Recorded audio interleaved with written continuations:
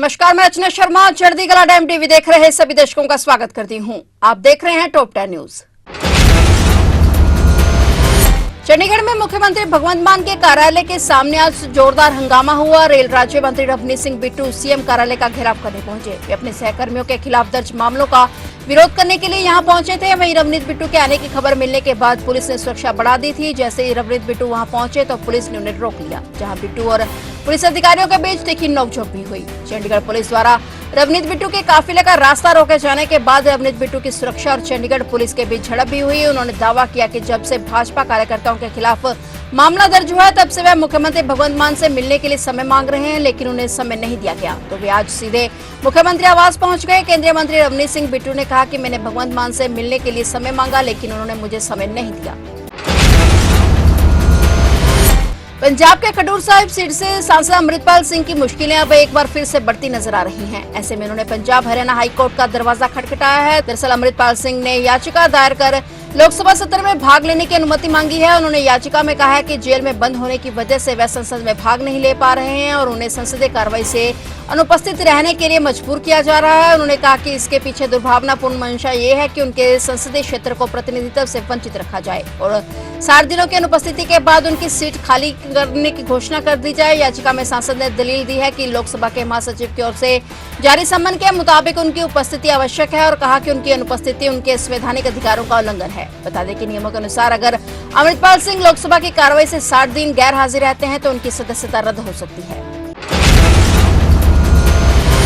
Cancer एक ऐसी बीमारी है जो दुनिया भर में तेजी से बढ़ रही है। खासकर महिलाओं में यह बीमारी अधिक देखी जा रही है और इस बीमारी के कारण लाखों लोग अपनी जान गंवा रहे हैं। लेकिन हाल ही में इस समस्या से निपटने के लिए केंद्र सरकार ने एक महत्वपूर्ण कदम उठाया है। केंद्रीय स्वास्थ्य मंत्री प्रताप राव जाधव ने घोषणा की है कि महिलाओं में होने वाले कैंसर से बचाव के लिए एक वैक्सीन अगले 5 से 6 महीनों में उपलब्ध हो जाएगी। यह वैक्सीनेशन खासकर 9 से 16 साल की लड़कियों के लिए किया जाएगा। महिलाओं में होने वाले कैंसर के लिए एक वैक्सीन 5 से 6 महीनों में उपलब्ध होगी। यह कदम इस दिशा में एक बड़ी उम्मीद लेकर आया है, क्योंकि महिलाओं में इन कैंसर प्रकारों का खतरा बहुत अधिक होता है। केंद्रीय मंत्री ने बताया कि कैंसर के टीके पर शोध काम लगभग पूरा हो चुका है और फिलहाल प्रशिक्षण चल रहे हैं। 1988 बैच के आईपीएस अधिकारी ज्ञानेश कुमार को भारत का 26वां मुख्य चुनाव आयुक्त बनाया गया है। आज 19 फरवरी को ज्ञानेश ने सीईसी का पदभार ग्रहण कर लिया है। ज्ञानेश नए कानून के तहत नियुक्त होने वाले पहले सीईसी हैं और ज्ञानेश का कार्यकाल 26 जनवरी 2029 तक रहेगा। ज्ञानेश के 4 साल के कार्यकाल में 20 राज्यों और एक केंद्र शासित प्रदेश पुडुचेरी में चुनाव होंगे। बता दें कि मौजूदा सीईसी राजीव कुमार कल 18 फरवरी को रिटायर हो गए हैं। अमेरिकी राष्ट्रपति डोनाल्ड ट्रंप ने एक सख्त फैसला लेते हुए बाइडेन प्रशासन में तैनात हुए सभी अटॉर्नी को बर्खास्त कर दिया है। ट्रंप ने कहा कि बीते 4 वर्षों में न्याय विभाग का ऐसा राजनीतिकरण किया गया जैसा पहले कभी नहीं हुआ। इसलिए मैंने बाइडेन प्रशासन के सभी यूएस अटॉर्नी को बर्खास्त करने का निर्देश दिया है। हमें घर साफ करना होगा और लोगों का विश्वास बहाल करना होगा। अमेरिका का स्वर्णिम युग तभी आ सकता है जब न्याय व्यवस्था निष्पक्ष हो और इसकी शुरुआत आज से होती है। राष्ट्रपति ट्रंप के साथ सत्ता संभालने के इस बाद से अमेरिका के न्याय विभाग में खलबली मची हुई है। कई अटॉर्नी पहले ही पद छोड़ चुके हैं और कई अटॉर्नी ने पद छोड़ने का ऐलान कर दिया है। अमेरिका के न्याय विभाग में राष्ट्रपति बदलने के बाद अटॉर्नी पद छोड़ने की एक प्रथा है, लेकिन आमतौर पर नया प्रशासन अटॉर्नी से इस्तीफा मांगता है, लेकिन समाप्ति पत्र जारी नहीं करता है। इस बार ट्रंप ने प्रथा बदलते हुए अटॉर्नी को ही बर्खास्त कर दिया है। बता दें कि अमेरिकी अटॉर्नी अपने अपने जिलों में शीर्ष संघीय कानून प्रवर्तन अधिकारी होते हैं। राष्ट्रपति ट्रंप कई बार न्याय विभाग के कामकाज की आलोचना कर चुके हैं।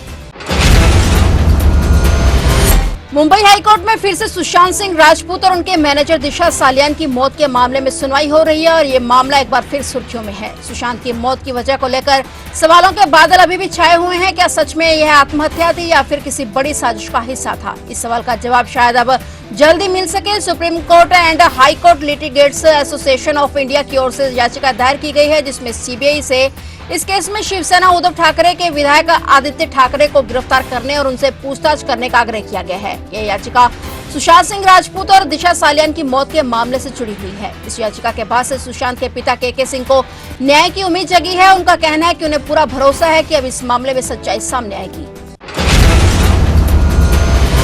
नई दिल्ली रेलवे स्टेशन पर मची भगदड़ में हुई लोगों की मौत के मामले में दिल्ली हाई कोर्ट ने भारतीय रेलवे से जवाब मांगा है। हाई कोर्ट ने रेलवे बोर्ड के उच्च अधिकारियों से इस बात पर विचार करने को कहा है कि ऐसी घटनाओं को कैसे रोका जा सकता है। साथ ही अदालत ने रेलवे एक्ट को पूरी भावना के साथ लागू करने को कहा है। अब इस मामले की अगली सुनवाई 26 मार्च को होगी। दिल्ली हाईकोर्ट में याचिकाकर्ता ने कहा कि रेलवे नियमों के मुताबिक स्टेशन और रेलवे कोच में भीड़भाड़ को रोकने के लिए जो नियम बनाए गए हैं उनको लागू करने के लिए रेलवे के आदेश दिए जाएं। और याचिकाकर्ता ने यह भी कहा कि यह नागरिकों के जीवन के बारे में है। रेलवे अधिनियम की धारा 57 पूरी तरह से लागू की जाए। याचिकाकर्ता ने कहा कि भारतीय रेलवे के पास यह आंकलन करने की कोई व्यवस्था नहीं है कि स्टेशन पर कितने लोग हैं। झारखंड की हेमंत सरकार ने ऐतिहासिक कदम उठाया है। सरकार ने झारखंड में गुटखा और पान मसाले की बिक्री, भंडारण और सेवन पर पूरी तरह से बैन लगा दिया है। गुटखा खाने या बेचने वालों पर कड़ी कार्रवाई होगी। मुख्यमंत्री हेमंत सोरेन ने स्वस्थ झारखंड के सपने को साकार करने के लिए कठोर कदम उठाया है। यह प्रतिबंध केवल एक नियम नहीं बल्कि झारखंड के युवाओं को नशे में जकड़ से बचाने की क्रांतिकारी पहल है। हेमंत सरकार ने प्रशासन और स्वास्थ्य विभाग को प्रतिबंध को सख्ती से लागू करने के निर्देश दिए हैं। सरकार ने प्रशासनिक अधिकारियों से कहा है कि गुटखा माफिया और अवैध व्यापारियों पर कड़ी नजर रखी जाए। और सरकार ने स्पष्ट किया है कि यदि कोई व्यक्ति गुटखा बेचते, भंडारण करते या इसका सेवन करते पाया जाता है तो उस पर कड़ी कानूनी कार्रवाई होगी। वहीं उन्होंने राज्य की जनता से अपील की है कि वे इस फैसले को एक चुनौती के रूप में स्वीकार करें और झारखंड को गुटखा मुक्त बनाने में सहयोग करें।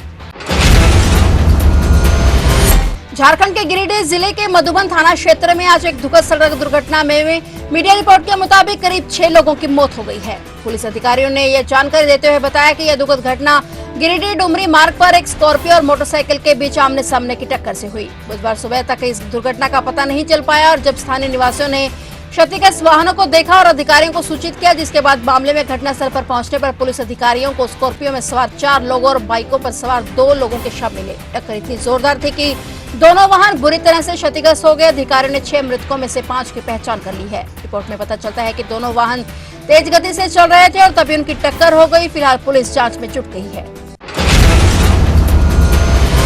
दिल्ली के नांगलोई इलाके के जनता मार्केट के एक मकान में भीषण आग लग गई। घर की दूसरी मंजिल पर 6 लोग फंसे हुए थे और उन लोगों ने दूसरी मंजिल से सड़क पर कूदकर अपनी जान बचाई। इसका एक वीडियो वायरल हो रहा है। छत से कूदने के कारण सभी लोग जख्मी हो गए, जिनका अस्पताल में इलाज चल रहा है। और वीडियो में देखा जा सकता है कि एक घर में भीषण आग लगी हुई थी और लोग मौके पर मौजूद थे और पीड़ितों की मदद के लिए सीढ़ी लगाकर खड़े हुए थे। आग इतनी भयंकर थी कि लोग डर के कारण छतों से कूद गए। वहीं आग की सूचना मिलते ही दमकल की 3 गाड़ियां मौके पर पहुंची और कड़ी मुशक्कत के बाद आग पर काबू पाया गया। फिलहाल टॉप 10 न्यूज में इतना ही और नए समाचारों के साथ फिर से हाजिर होंगे। तब तक के लिए देखते रहिए चढ़ती कला टाइम टीवी और मुझे दीजिए इजाजत। धन्यवाद।